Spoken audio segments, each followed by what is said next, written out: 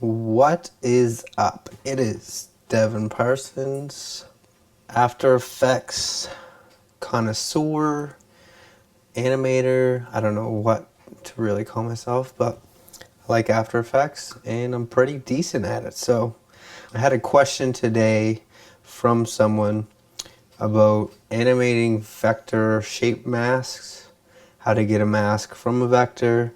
So I just figured I would make a quick video and let everybody know how to do it.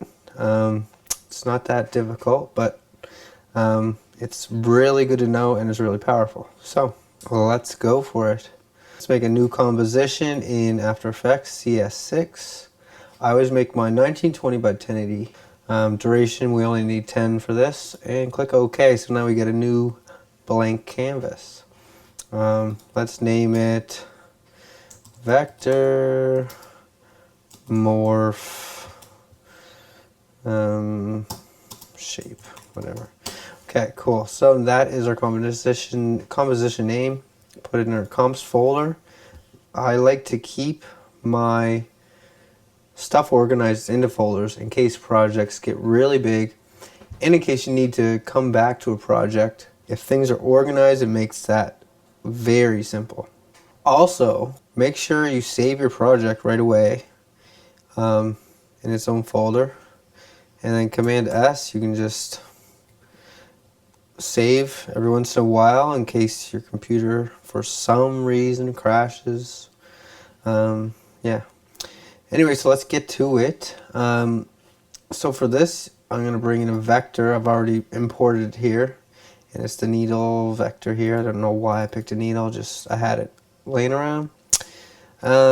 Anyway, so double click, and this is what you see. This is the vector. So to bring it into our composition, we just click it, drag it down, boom. Now it's in there. Now it's in our comp. So two things we want to do. We're going to start off just animating the basic outline mask. So to get that outline mask, click on the needle Illustrator file, go up to layer, auto trace, and these are the settings I use. So alpha, tolerance 1, minimum area 1, threshold 50, corner round is 0, and apply to a new layer. So that won't screw with our current Illustrator file. It will make a new layer. So I click OK, bam, new layer. So we can hide our needle layer and go to our trace. So now this makes, if you hit the arrow down, you'll see masks.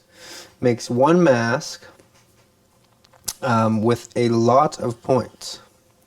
So what we want to do now is we want to click the stopwatch on the mask path and move ahead 12 frames. And now if we click over here, then we move our mask to whatever here, and then go back to our beginning, hit spacebar for preview, and there, that's what happens. That's our animation. But who wants to animate in that weird shape? So if we want to get something kind of that people know of, or if we want to use a different mask shape, let's delete that keyframe. Let's make a new layer, solid, just white solid. We're going to call it circle because we're going to make a circle. And I'm going to go up to here, ellipse tool, and I'm going to click from the center and then click Command Shift and then drag out, and we'll make a perfect circle. So now we have that one mask on our solid. So if we want to go to the beginning, it doesn't really matter, and click the mask path stopwatch, now we have the keyframe for that mask. Now we can copy that keyframe, come back down to our auto trace layer, go to 12 seconds, make sure we click on the mask path, and then paste. Bam. Now our needle disappears. Why did it disappear, you ask? So let's hide the circle and let's see what happens from the beginning. We go back, so we're really focused on here. 2 keyframes. That's our circle keyframe, that's our needle. We hit space. Whoa, fancy. Whoa, cool. So now if you want to select both the keyframes, right click, keyframe assistant, easy ease, make it even nicer. Whoa, sound effects, nice. All right, so that is pretty simple. So you can do that with any shape. We could even do it twice. So by twice I mean, let's make another layer, new solid. Let's call this a triangle, boom. And let's go down to the polygon tool. Click and drag, and we got a triangle. Now I'm going to scroll down, mask path, copy that, come down, and then I'm going to hide the triangle layer and go to our path that we've been working on. Click on the mask. I'm going ahead another 12 frames, so we went from needle, circle, another 12 frames, and I'm going to click on the mask and paste our triangle. So now, and then I'm going to right click, keyframe assistant, easy ease. So now we should go circle, then to triangle. Whoa, sweet. So you can pretty much use any path you want, and to get them now you know how to do it. Simple, boom. Now, the real question that I was asked, was how do we, let's minimize all these, go back to our needle that we didn't touch, and how do we get path from a vector? So now we got our vector here. I'm going to click on it, go to layer, and create shapes from vector layer, and sublamo. Let's scroll down, it makes a new shape layer. Scroll down to the contents, and we have 65 groups. So that means there's 65 different masks inside of this layer. So if I go to the first one, if I go to drop down and path, I can set a keyframe of that path. Now, it's hard to tell which one is what, so they're all filled with the same color. Let's change the fill to the first one to a pink. And now it shows up over here. If you hit space and hold it, the hand comes up, and then you can just scroll, move your stuff around without messing anything up. Very handy.